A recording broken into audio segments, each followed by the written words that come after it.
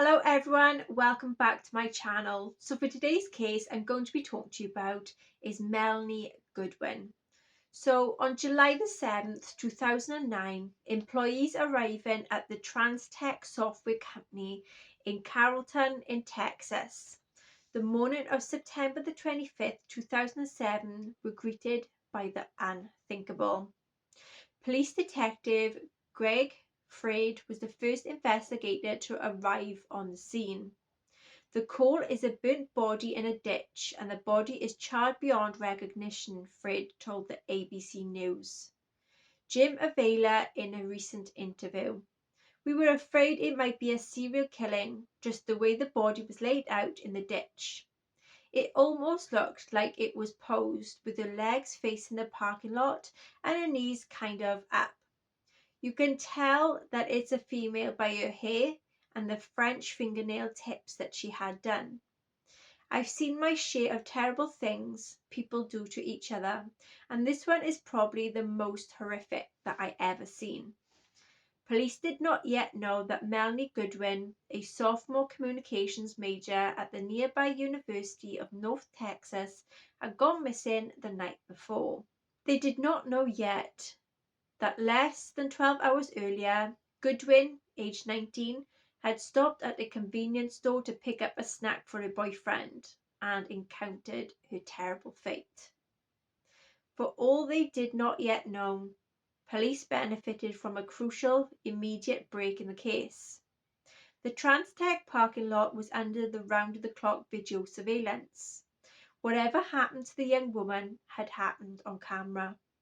You get excited because you had a video which showed at the early morning hour a vehicle pulling up and somebody pulling the body out of the car, down to the ditch, back up to the car to get something out of the car, back down to where the body was, and you see a horrific burst of light, which is the flame and the body burning, Freid said.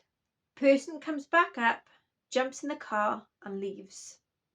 Police were able to identify the vehicle in the surveillance video, a red Saturn. I now have a vehicle I can look for, Freid said, of this thinking time. There is an image which looked like a male. I've got a little bit of clothing that I can see from the video.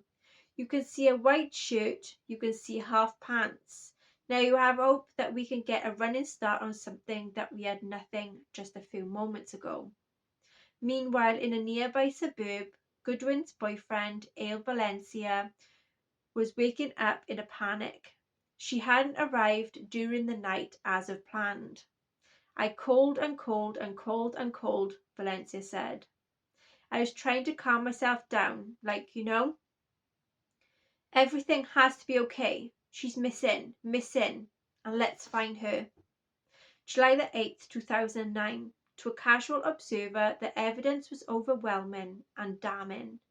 Surveillance cameras at multiple locations showed Ernesto Reyes as he stalked his victim, Melanie Goodwin, and then coldly went out to the grisly work of disposing of her body.